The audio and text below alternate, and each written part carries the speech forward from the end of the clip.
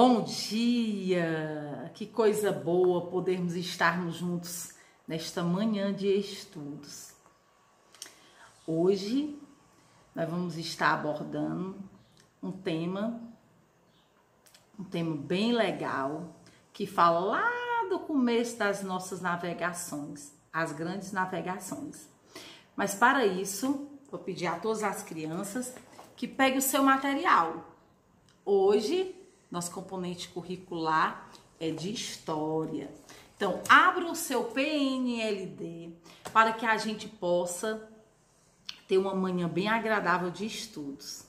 Hoje o nosso conteúdo nós vamos iniciar na página 18 e vamos até a página 22.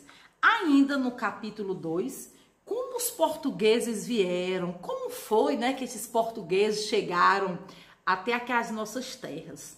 Nós já vimos que os portugueses, nas suas travessias, deixavam as esposas, os filhos, os pais, tristes, porque não tinham uma certeza de que eles voltariam, como seria essa volta.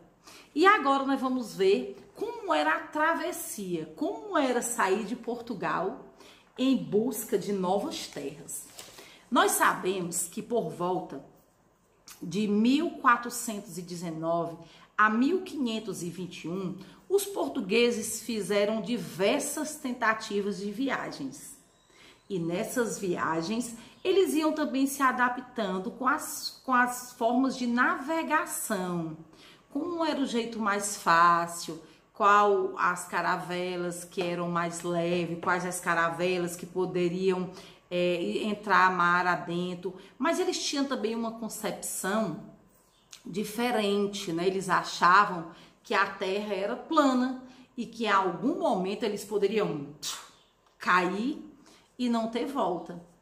Só que com o tempo, com os estudos, eles também foram adquirindo diversas formas, diversos instrumentos para guiá-los durante essas navegações. Podemos citar a bússola, o quadrante e o astrolábio, que eram instrumentos de navegação, facilitavam, marcavam as rotas, através desses instrumentos. E por volta de 1498, que foi descoberto o caminho para as Índias, que passaram também pelo Cabo da Boa Esperança, que eles tinham até então, era um lugar de tormento, Eles tinham medo de passar naquele determinado local. E que aí depois, como eles conseguiram fazer essa travessia, lá foi batizado, foi colocado o nome como Cabo da Boa Esperança. A esperança de encontrar terras novas. E eles verdadeiramente encontraram. No caso aqui, a gente vai falar sobre as Índias. Eles tinham esse comércio, eles pegavam diversas especiarias na Índia, levavam para a Europa, onde vendiam por um preço altíssimo. Mas para isso, nós vamos agora estar assistindo, aqui na sequência, um vídeo que vai nos mostrar um pouquinho de como foi essa condução, como eles achavam, que era o mar, eles achavam que o mar era plano, eles não tinham ainda noção que a nossa terra era em outro formato. Então vamos ver agora nesse vídeo, eles falando sobre as navegações, como eles chegaram até as Índias para trazer essas especiarias e como eles chegaram aqui ao Brasil. Grandes navegações. Você sabia que no século XV eu era o ser mais temido pelos navegadores? Naquela época, as pessoas não sabiam que a Terra tinha a forma de uma esfera e achavam que o mundo era formado apenas pela Europa, África e Ásia. O Mar Mediterrâneo era o principal acesso da Europa para o Oriente. Por ele, os mercadores europeus iam para o Oriente comprar artigos de luxo e as especiarias que usavam para conservar os alimentos.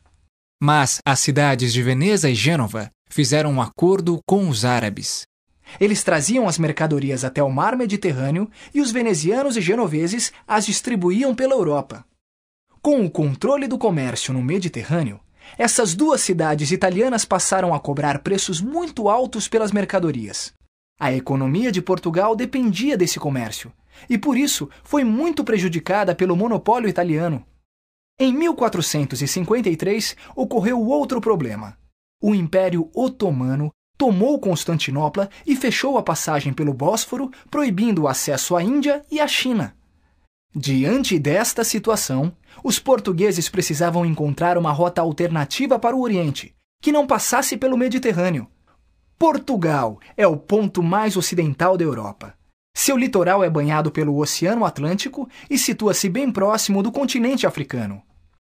Além dessas condições favoráveis, Portugal passou a assimilar os conhecimentos de outros povos e aplicá-los na busca de novas rotas marítimas. Muitas invenções de povos antigos, aprimoradas pelos árabes, foram apropriadas pelos portugueses. A bússola, o astrolábio, o quadrante, a balestilha, a ampulheta e as velas latinas. Aprenderam também com os árabes a elaborar cartas náuticas e a utilizar as técnicas de carpintaria naval. As caravelas foram a grande invenção portuguesa. Relativamente pequenas, leves e ágeis, as caravelas eram ideais para a navegação costeira. Eram dotadas de velas triangulares, que possibilitavam navegar contra o vento e desviar de obstáculos. Em caso de ataque, mudavam o curso rapidamente e podiam entrar com facilidade em rios e estuários, manobrar em águas rasas, contornar arrecifes e bancos de areia. Esta versatilidade deu às caravelas grande vantagem sobre os pesados navios mercantes usados no Mediterrâneo. Com toda essa tecnologia, os portugueses lançaram-se na procura de um caminho para o Oriente, contornando a costa da África. Durante quase todo o século XIV, Portugal tentou contornar o sul da África. Nessas explorações, os portugueses adquiriram uma grande experiência marítima e conquistaram vários pontos na costa ocidental da África, onde estabeleceram feitorias. Essas conquistas garantiram a Portugal a comercialização de arroz, peixe seco, sal, tecidos de algodão, ferro, cobre, malagueta, noz de cola, marfim, ouro e escravos. Em 1488, a frota de Bartolomeu Dias conseguiu dobrar o Cabo das Tormentas. Essa etapa, no caminho para o Oriente, era um grande desafio, pois os ventos fortes e as grandes tempestades que ali ocorrem faziam do local um ponto crítico. Quando o cabo foi ultrapassado, Dom João II mudou seu nome para Cabo da Boa Esperança, pois sua travessia comprovava que o Oceano Atlântico e o Índico se ligavam. Aumentavam, assim, as esperanças de os portugueses chegarem ao Oriente, contornando a África. Finalmente, no ano de 1498, Vasco da Gama conseguiu chegar às Índias, contornando o continente africano, e Portugal adquiriu o monopólio do comércio das especiarias. Depois do retorno de Vasco da Gama, uma grande expedição foi organizada. Seu comandante, Pedro Álvares Cabral, tinha a missão de negociar acordos comerciais com os mercadores orientais. Durante a viagem, para escapar das zonas de calmaria, Cabral ordena que as embarcações façam uma rota mais a sudoeste. Mas o desvio foi tão grande que a frota atravessou o Atlântico, encontrando novas terras no meio do caminho. Dias depois, a frota de Cabral retoma o caminho para as Índias. Há algum tempo, os historiadores contestam esta versão. Segundo eles, o governo português já tinha conhecimento da existência de terras a oeste. Portanto, o desvio da frota de Cabral pode ter sido planejado para que encontrasse as terras que mais tarde foram chamadas de Brasil. Gostaram do vídeo? Entenderam aí direitinho sobre o que a Tianinha tinha abordado no começo aqui da aula, como era essa travessia, as caravelas que eles usaram, como foi chegar nas Índias, passar pelo Cabo de Boa Esperança e pegar essas especiarias para chegar à Europa com comércio, né, que tinha muitos lucros, era muito rentável para Portugal esse acesso às especiarias. Então, por volta de 1500, eles também adentraram um pouco mais para o sul e chegaram em terra firmes, em terras brasileiras, qual hoje nós temos por nome Brasil. Nessas caravelas, eles vinham também acompanhados por diversas pessoas, que a gente vai estar vendo isso na página 20, que quem estavam a bordo, quem vinha nessas caravelas, nessas comitivas, sempre vinha um padre, um médico, um escrivão, que registrava os acontecimentos importantes da viagem, bombardeiros que eram responsáveis pelos canhões e soldados. A bordo também vinham as crianças, que essas crianças eram uma faixa etária de 9 a 16 anos. E eles eram conhecidos por grumetes. Também tinham uma responsabilidade muito grande. Eles eram responsáveis de limpar todo o convés e não deixar que a madeira dos barcos ressecassem. Eles tinham essa obrigação de estar sempre lá molhando essa madeira para que a viagem fosse um verdadeiro sucesso.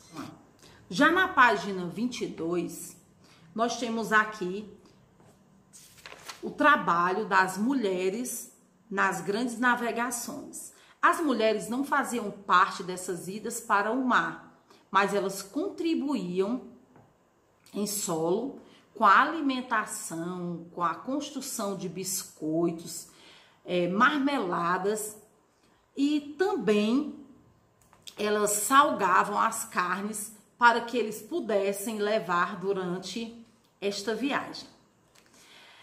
Então, ao terminar aqui esse vídeo, você irá pegar o seu PNLD de História das páginas 18 à página 22, vai fazer agora uma leitura, mas uma leitura agora mais interessante, né? Entendendo como aconteceu a história.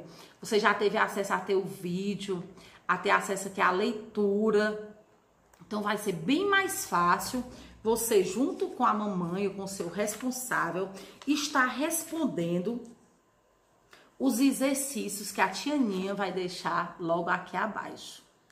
Lembrando que nós estamos em época de pandemia. É sempre bom se cuidar. Então, beijinhos e bons exercícios.